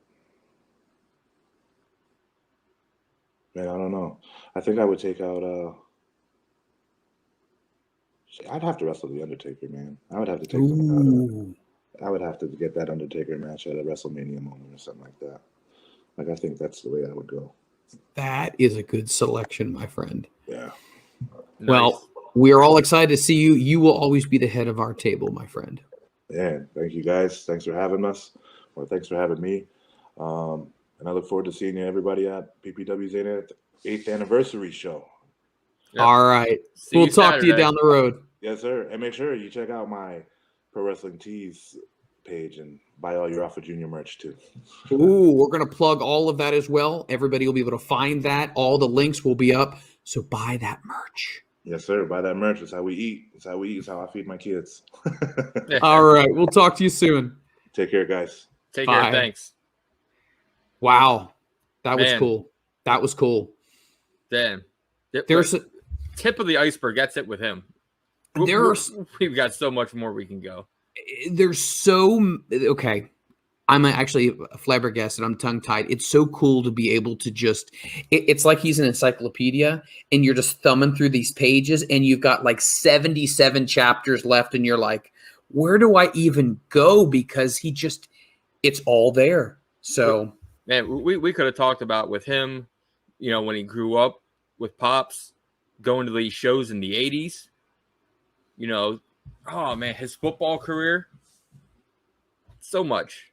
well, there's more meat on the bone, and trust me, he will be coming back as well, because people like that, you cannot stop picking their brain.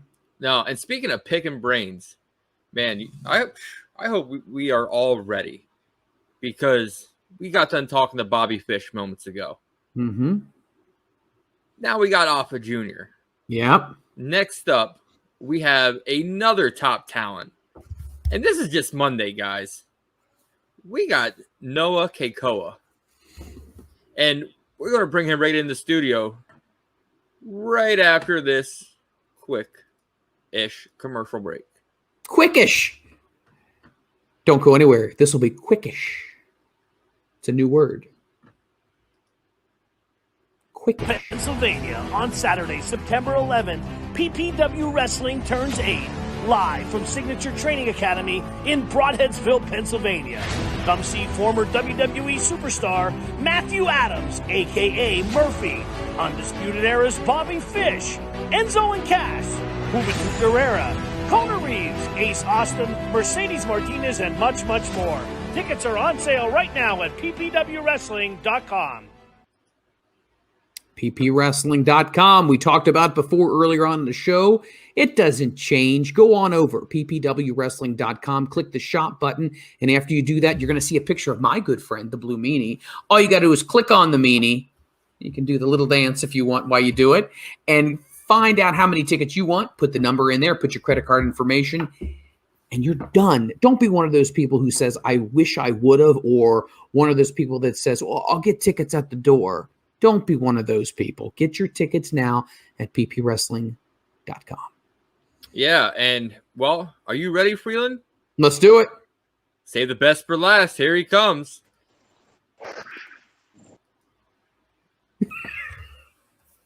There he is. There he is. You guys Mr. see Noah me? Kekoa. Yeah. How are you doing, Can sir? you guys hear me? Yep. I'm doing Indeed. fantastic. Thanks for asking. So how are you doing on this fine night? Oh, it's actually a very beautiful night here. I'm in St. Petersburg, Florida. Just finished a long day of work, but, enjoying it. How about yourselves? How's everything going? I just saw Alpha Junior was on there.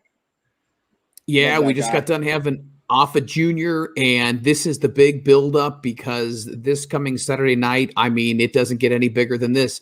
The 8th anniversary show. We are super excited, and we're super excited that you're going to be a part of it as well. Right. My very first independent show, PPW, September 11th. I'm excited, man. Man, PPW, if you just look at the card, they went and signed all you guys like right out of the door. Just talent right out of the door. And man, we were talking to Bobby Fish earlier. Now we're talking what a great guy as well. Yeah. How are you going to feel first night out the door to get back to some good old indie professional wrestling? Man, I'm actually really excited for this. Like I said, this is my very first event, indie wrestling event, ever since for like 7 years, I believe, almost 7 years ago. I started at the WWE Performance Center 2014. And yeah, it's an exciting night, exciting weekend to be a part of all this. And just the talent, a part of the show, like, I've known them for a very long time. I've known a few of them. Bobby Fish, I've worked with Bobby Fish all around the world. Enzo and Cass, they were there when I was first over there. So it's going to be a little reunion.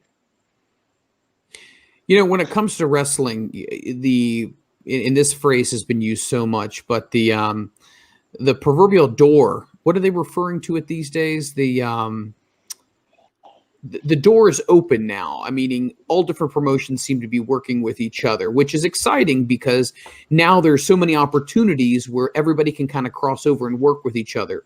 Talk a little bit about what that's like now that you are free. The handcuffs are off. You can do what you want, where you want, how you want, and the sky's the limit on your potential. I mean, you just built that up perfectly fine for me. It sounded great. Yeah, like you said, I'm free now. I get to go and do what I want to do. I don't have to answer to nobody. I'm my own manager. I'm my own boss, and I get to go in there and boss people around because I've learned for 7 years from some of the best coaching staff that has to have offer around this world. And now I get an opportunity to wrestle some names that I've never got to wrestle in my lifetime. So it's going to be a very interesting next few years, to say the least.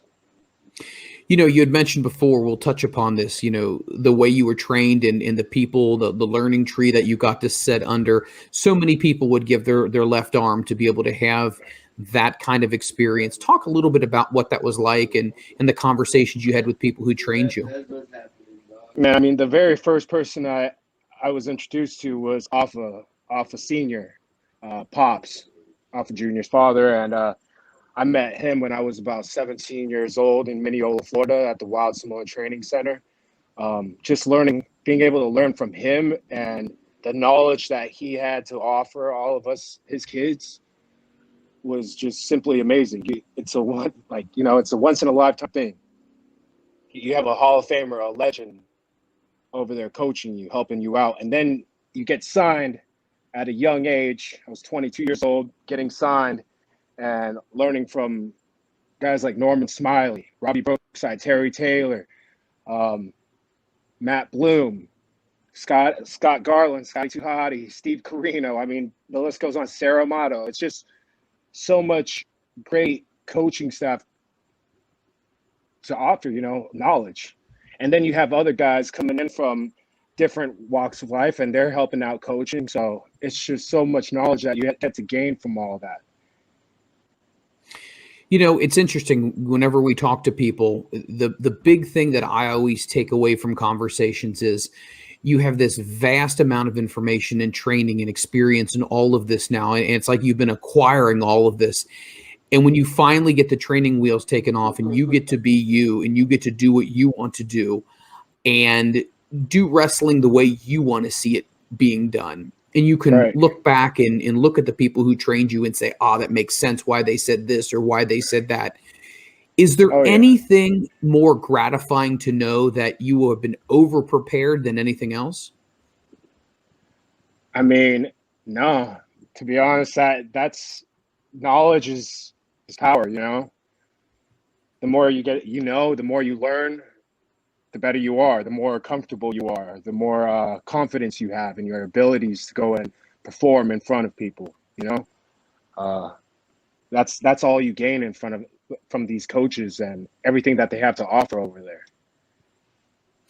From the day you stepped into a training facility to where we are now in 2021, how have you changed as a person? Meaning the way your mindset is, the way you look at things, your perceptions of things, the way you understand things.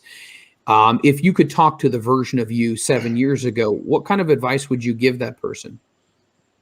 I would, actually, that's a really good one. I've learned a lot on the way, and I would just tell them, just stay motivated, stay hungry, have that killer instinct. Whenever you're inside that ring, it's killer instinct. That's how I feed my family. That's how I put money on my table. So I got to make sure I go out there and perform to the best of my abilities, top standards, But yeah, just that's what I would say.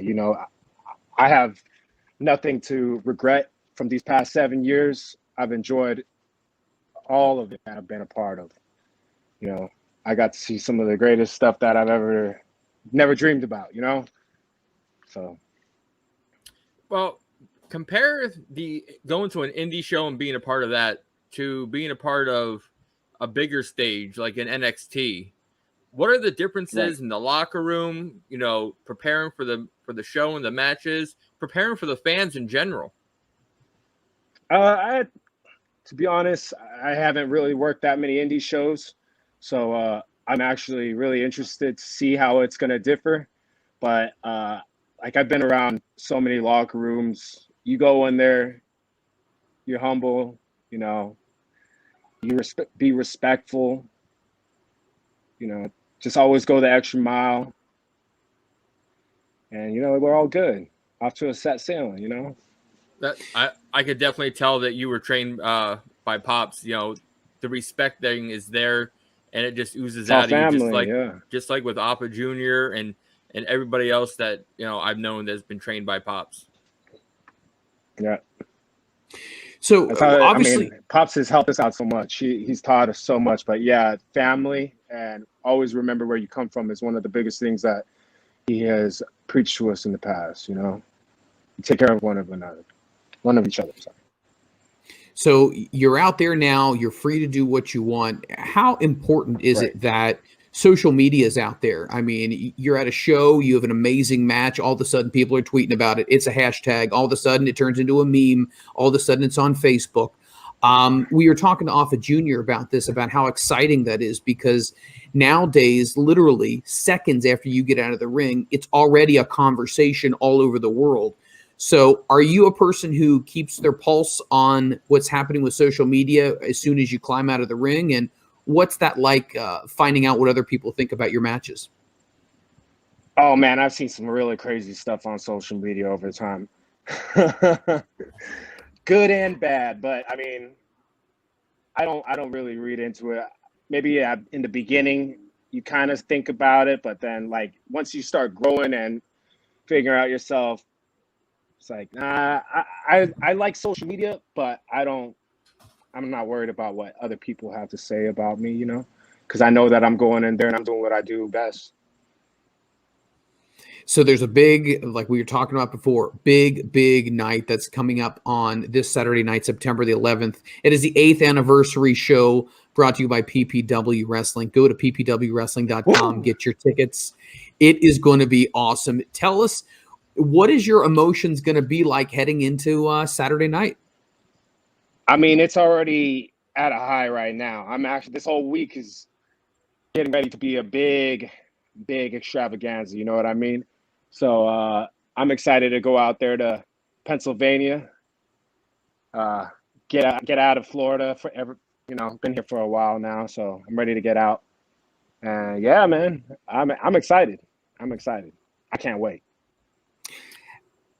Outside of your big match, obviously, at PPW, what are some other people that you'd like to work with as well? Is there anybody that's on your short list that you're saying to yourself, you know what, I need to step it in the ring with one of these guys? Is there any names that come to mind?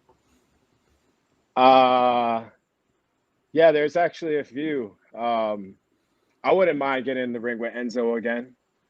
Enzo's got a loud mouth. Always got something to say, so I can shut him up. Yeah. Wow. That's real. That's a real one. And you can't Anybody teach in Florida, that. it doesn't matter. You can't teach that. No. I've heard him so many times say that. It's not. He ain't even a real one. Wow. Maybe we might have to have a face-off one of these days if a match is announced between the two of you, because I feel like there's something there. There's some bread and there's some butter, and he might want to check his microphone at the door. Yeah, he should. He rubbed me the wrong way when I first got to the PC, so, got a little grudge on him. Well, I tell you what, Mr. Amore, you better be careful, because PPW Saturday night, watch your P's and Q's, because we got a good-looking dude right here who he not only has the gift of gab, but the fist that'll jab. Am I right with that? Hey, yeah, you're damn right, Mike. Well, Noah, I love to sit there and ask this question. No, not this question again. Why Hey, do you continue to ask this question?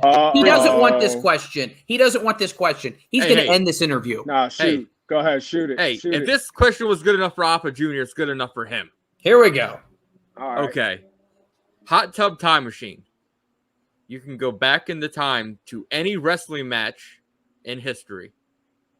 Take somebody out and insert you and your talents in the match. What would it be and why? You said take somebody out. Yes, You're kicking somebody to the curb. and putting you in that match with the other person or persons. That's a hard one. I can't even think about that coming right off the back. Shoot. Let me just give you some examples here. So we've been told Ricky Steamboat versus Macho Man Randy Savage, WrestleMania 3. Some people want to kick out Savage. Some people want to kick out Steamboat. We've heard Rock Hogan before. Who else have we heard? That'd probably be one. I'd kick out Hogan. Me versus Rock, WrestleMania. Whoa. In this case, you're going to be the hungry lion now, and Dwayne will be the old guy. So you're going to have to. Old guy. You're going to have to put the smack on him. Then I got to meet Dwayne when I was 17 years old at Office Place. That was my first time getting to meet him, and I always looked up to the dude when I was younger. He's one of the main reasons that I wanted to become a professional wrestler in the first place. So it was awesome. But if that opportunity comes where I get in the ring with him, I'm not gonna say no. Hey, friendship goes the side. At the end of the day, it's about making money. And if he's ready to go, I guarantee you're ready as well. Yep, that's for sure. We are absolutely so excited. It's going to be a huge night on Saturday night. But you know what? It's not just about that. It's not only about the fan fest, meeting the fans, all of that kind of stuff. Where can people find you? Where can they buy your merchandise? Where can they get a hold of you? Give everybody the details. I'm starting to come out with some. I'm actually getting ready to come out with some merchandise very soon. But if they want to find me, they can find me on Instagram, Noah Kekoa or Noah Pang Pontus, shoot name. I also have a Twitter. It's still Kona Reeves, but getting that changed soon. Facebook as well. Get with me at Noah. We are so excited. We will make sure if you keep us updated, we will continue. We'll push that merchandise and let people know where to find you and where to get their stuff. Hey, thank you so much for carving some time out tonight. We're really excited about this weekend. I appreciate you guys. Thank you very much for having me. Hey, Noah, thanks. I'll see you Saturday. All right, Ritt. Take care, guys. See ya. Wow. Very cool. This has been a great night. This has been a great night, top to bottom. I don't think I could pick, if I had to, which was my favorite segment of tonight's show. We started off with Bobby Fish, which was awesome, and then we went to Alpha Jr., which was awesome, and then now we finished this one. That's what makes wrestling so good, is getting to know all of these people, their personalities, where they're going to go. The forbidden door is open. Where could somebody show up? You don't know. If last night was any clue, you never know. Oh, don't make me start talking about that. Don't make me. Just saying. Wrestling is as hot as it's been. And you and I don't want to date us. But I hope you don't want to date us. We Megs and Kelly might be a little that upset. might be a problem. That might be a problem. You're right. But then again, they might be looking for a reason to ditch us. This is a good point as well. Hey, there's two sides to every story, my friend. That's what makes wrestling so exciting right now, because you and I were around at the peak of they call it the Attitude Era, whatever you want to call it, the Monday Night Wars, when things were just at a fever pitch where, it was all over the magazines and it was all over the internet and it was so exciting. And now I feel like we're getting back to that now. And like I said earlier, with IWTV or with Fight or with anything, these promotions have the ability to put their shows, their pay-per-views on and really highlight and focus on the talent that's out there. So, you know what? The sky's the limit.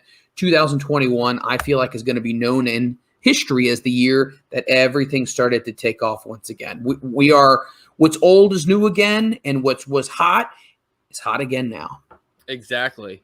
And man, just these past couple months with you got me back into wrestling full swing.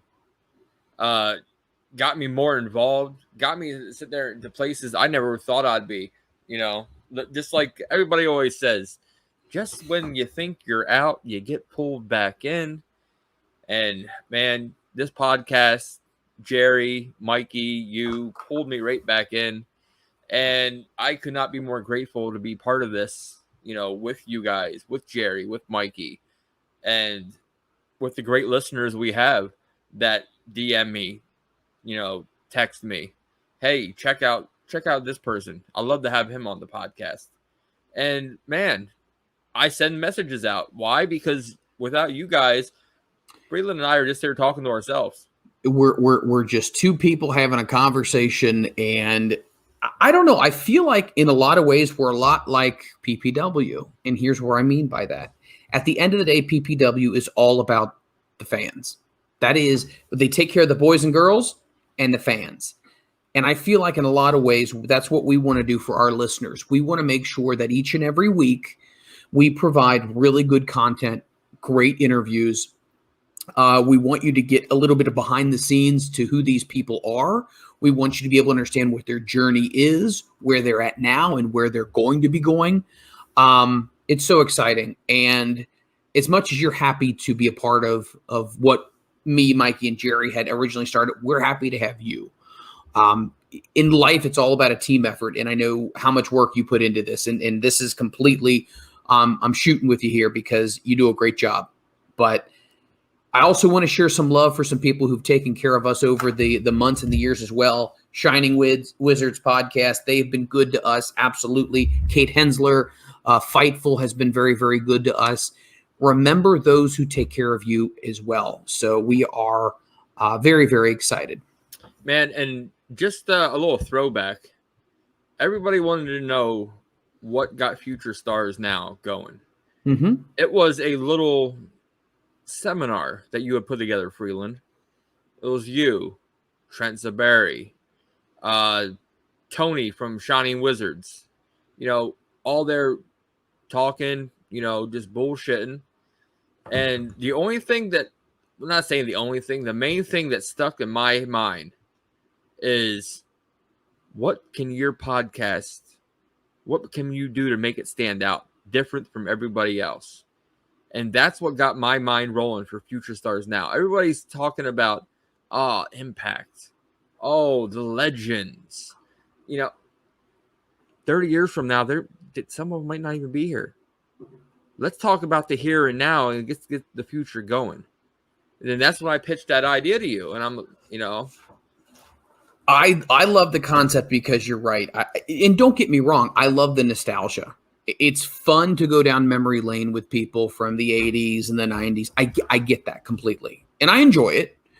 But there's only so much of that you can enjoy. There's only so much rehashing of stuff that's already happened. What I personally like is I like the fact that we're focusing on who these huge stars are going to be in the future.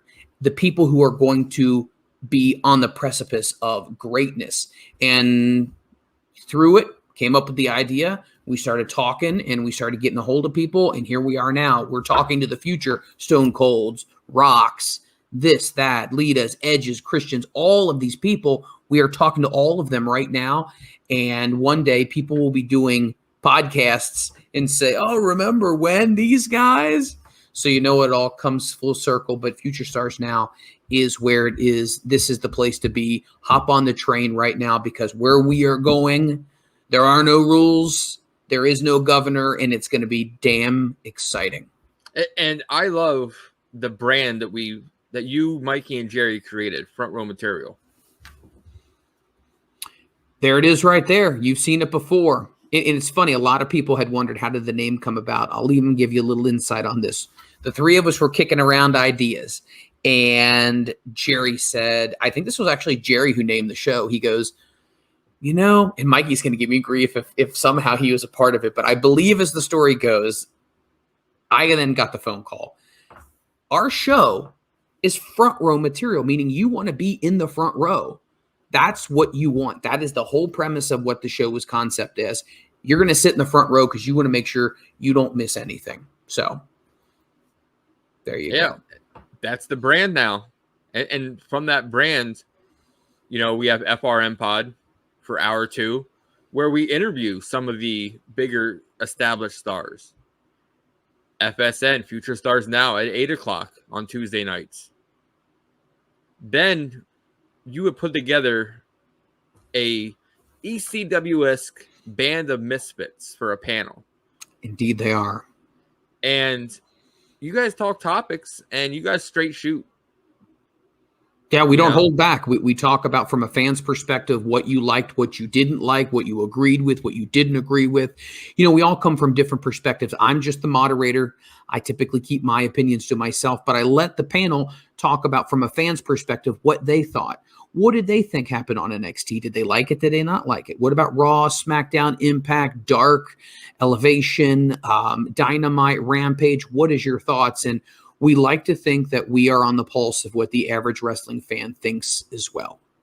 Yes, and man, I just can't wait to continue with our relationships with not only these indie talent, but also the indie promotions.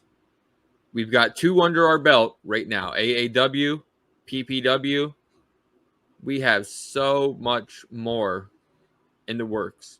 Yeah, we have people we're getting back a hold of. We're trying to figure different stuff out, between the Ritt and Kate being at these events, and then me being here in the studio.